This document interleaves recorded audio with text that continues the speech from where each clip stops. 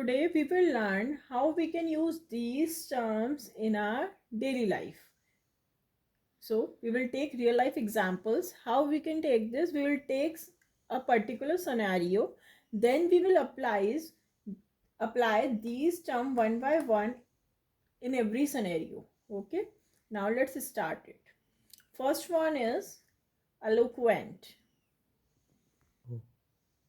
We know the meaning of eloquent is expressive.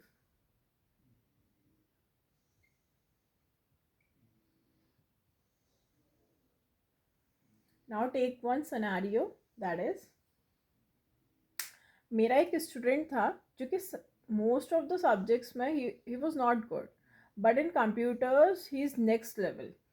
तो if उससे बोलेंगे ना कि just explain anything in computers, he can do it very impressively. So we can say this: he is very eloquent on that particular subject, or you can say computer related content. So in this scenario, now you can understand now how we can use eloquent. So just write down the sentence, that is, so she is very or he is very eloquent on that particular subject. जो भी जिस चीज़ को बहुत impressive वे में express कर सकता है, then we will use eloquent. तो अपनी लाइफ में भी वैसे ही यूज करो. ठीक. Next, now just take another example और scenario, that is, now two girls are talking with each other. एक बंदी बोलती है, हमारी जो पुरानी हेड गर्ल थी उसकी आवाज़ बहुत प्यारी थी और वो स्पीकर भी बहुत अच्छी थी. मतलब वो कुछ भी बोलती थी ना तो बहुत ही इम्प्रेसिव वे में बोलती थी. तो हम उसको कैसे बोल सकते हैं? She was an eloquent speaker with a beautiful voice. Now understood? She was an eloquent speaker with a beautiful voice. अब इसको कंक्लूड करते हैं. तो हमें क्या समझ में आया?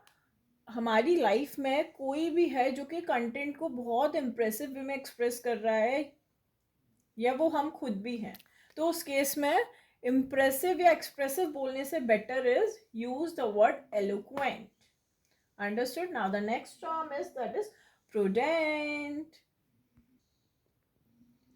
Now prudent, meaning of prudent is careful.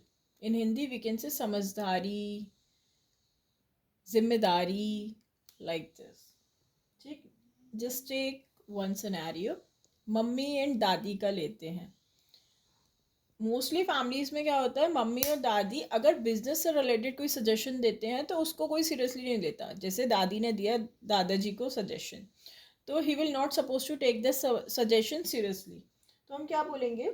This prudent advice was unfortunately rejected. जहाँ पर किसी की एडवाइस या कोई भी समझदारी भरी चीज़ को यूज़ किया जा रहा है, इधर एक्सेप्ट कर रहे हैं, रिजेक्ट कर रहे हैं, या वो अप्लाई कर रहा है, देन वी विल यूज़, समझदारी वाली जगह पे हम क्या यूज़ करने वाले हैं? प्रोटेक्ट. ठीक. या केयरफुल है, कहीं पे भी रिस्पॉन्सिबिलिटी, कुछ भी इस तरीके का वर्ड आ रहा है, there we will use prudent. Now this prudent advice was unfortunately rejected. यह समझदारी भरी सलाह दुर्भाग्यवश ठुकरा दी गई.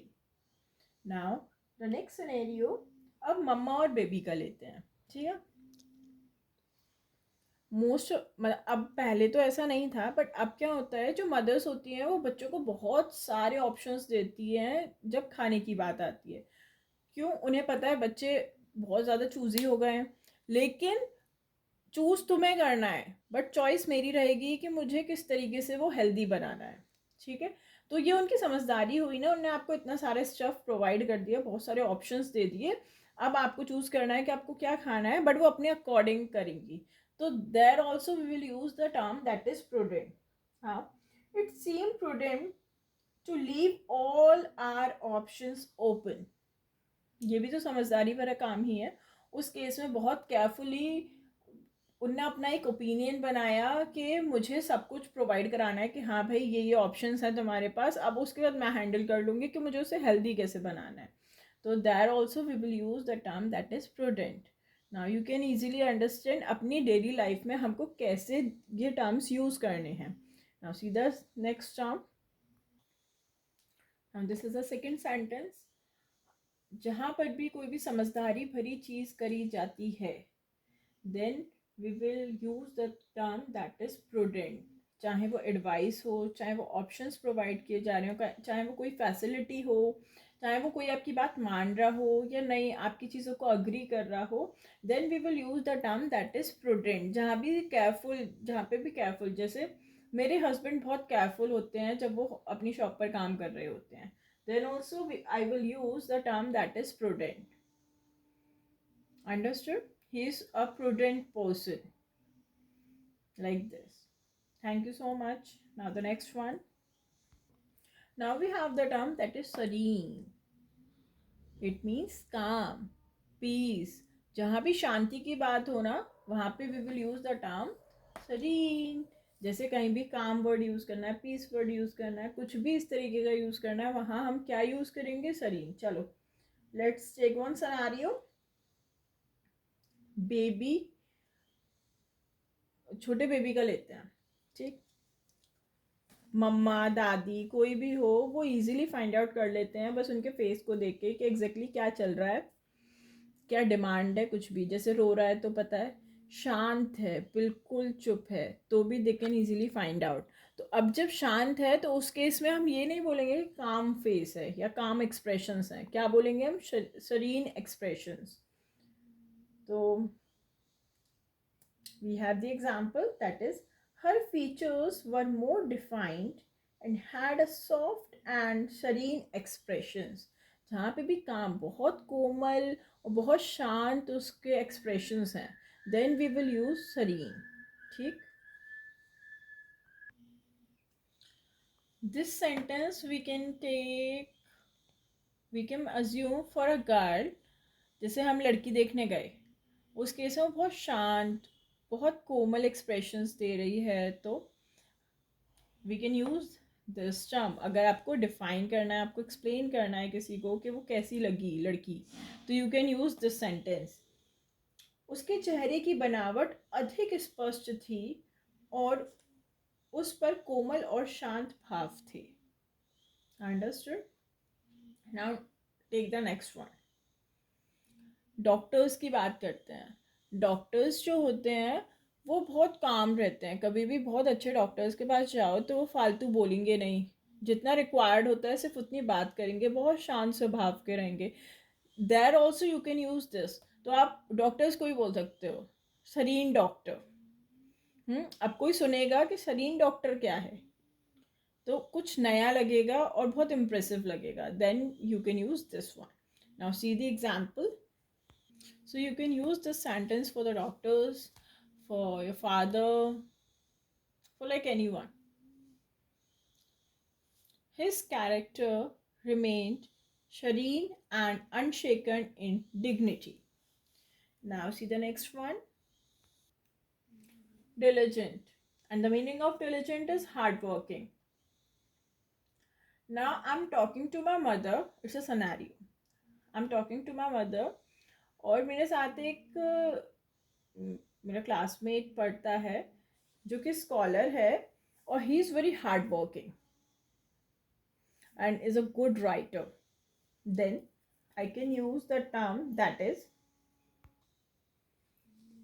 he is a most diligent scholar and writer. जहाँ पे भी हार्ड वर्क की बात हो, वहाँ पे we will use the term diligent. हम कोई भी सेंटेंस अपनी डेली लाइफ में बोलते हैं वो बहुत हार्ड वर्किंग है, तो हार्ड वर्किंग की जगह अब हम क्या यूज करने वाले हैं? Diligent. Understood? Now see the next example. Next not example. अगर हमें संस्कृत पढ़नी है तो उसके लिए हमें संस्कृत टीचर चाहिए. अब जब संस्कृत टीचर चाहिए तो टीचर को सब कुछ आना चाहिए, तो जितना वो हमें पढ़ाए उससे ज़्यादा ही उसे आना चाहिए, तभी वो हमें पढ़ा सकती है. तो अब वो होगी कैसे? जब वो हार्ड वर्किंग होगी, जब वो उस पर वर्क करेगी संस्कृत पे बहुत तब जाके वो टीचर बनेगी, तब वो हमें पढ़ा पाएगी. तो हम टीचर्स के लिए भी यूज़ कर सकते हैं डिलिजेंट. अंडरस्टूड? हार्ड वर्किंग कोई भी है, इवन लेबर भी है, लेबर होते हैं हार्ड वर्किंग, तो उनके लिए भी हम क्या वर्ड यूज करेंगे? Diligent. Now see the next example, that is it required a diligent reader with critical understanding. It means what? Hard working reader या फिर कंसंट्रेटेड, वी वांट दैट, जिस जैसे कि head girl and head boy होते हैं, pledge बोलनी है या कोई भी ड्यूटी करनी है, तो उसके लिए हार्ड वर्क इज इम्पॉर्टेंट और बहुत ज़्यादा कंसंट्रेटेड रहना ज़रूरी है. तो जहाँ पे भी हमारे हार्ड वर्किंग की बात होगी, चाहे वो कोई भी हो, एक स्पाइडर भी हार्ड वर्किंग होती है, तो उसके लिए भी हम यूज़ कर सकते हैं diligent. Hard working equals to diligent. Now the next term is candid, and the meaning of candid is honest. सच्चा, सच्चाई मतलब ट्रूथफुल, जो भी है वो सामने है, that is honest. Let's take one scenario. बच्चे बहुत शैतान होते हैं, घर में शैतानी कर रहे हैं और सारा सामान फैला दिया. हाँ, बाद में उसकी डांट लगी तो उसने वो चीज़ बहुत अच्छे से एक्सेप्ट करी और उसके लिए सॉरी बोला. तो अब इस चीज़ को अप्रिशिएट करना इज़ इम्पॉर्टेंट. और मैं अगर किसी से बात कर रही हूँ उस बच्चे के बारे में, तो आई हैव वन ऑप्शन कि मैं बोल दूँ वो बहुत ऑनेस्ट था, उसने बता दिया कि मेरी बहन ने या मेरे भाई ने नहीं किया, ये मैंने ही किया है. उसकी जगह अब ऑनेस्ट की जगह हम क्या यूज़ करने वाले हैं? Candid. Now see the example. What will be the example? हमारा एक पूरा सिनेरियो है जिससे हमने एक सेंटेंस निकाला कि हम इसको रियल लाइफ में कैसे यूज़ करेंगे. अब जहाँ पे भी हमारी पूरे दिन में बात होने वाली है, जहाँ जहाँ हम ऑनेस्ट वर्ड यूज़ करने वाले हैं, अब उसको हटा के हम क्या ऑनेस्ट, ट्रुथफुल, कुछ भी ऐसा यूज़ करने वाले हैं, वहाँ पे अब हम क्या यूज़ करेंगे? कैंडिड. ऑनेस्ट एंड ट्रुथफुल हटा दिया, अब क्या है? ऐड कर दिया candid. Now see the example, that is it was a candid admission of guilt. Now next one, let's talk about the candid pictures. मतलब रैंडम क्लिक्स बोलते हैं ना, रैंडम शॉट्स ले लो. क्यों? क्योंकि वो बहुत अच्छे शॉट्स होते हैं. बोलते हैं ना सच्चाई सबसे अच्छी, वही चीज़ है. तो इसमें you can say let's take some candid shots. आप लोग लेते होगे अपने पिक्चर्स, रैंडम क्लिक्स करते होगे, रैंडम शॉट्स लेते होगे, रैंडम फोटोग्राफ्स लेते होगे. तो ये तो हमें पता है टर्म बहुत अच्छे से, candid.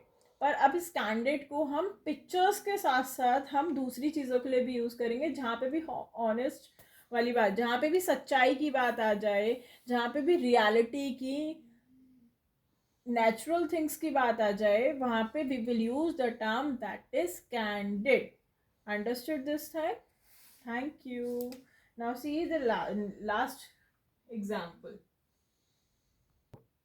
Let's take some candid shots. Thank you guys. Subscribe for more. Keep watching, keep supporting, and video के साथ फिर 2 दिन बाद मिलेंगे. अपनी जो भी शॉर्ट्स हैं उन्हीं के टर्म्स लेकर उनको एक्सप्लेन कर रहे हैं with the real life examples. So this is it. Please keep supporting. Bye bye. Thank you and like the video.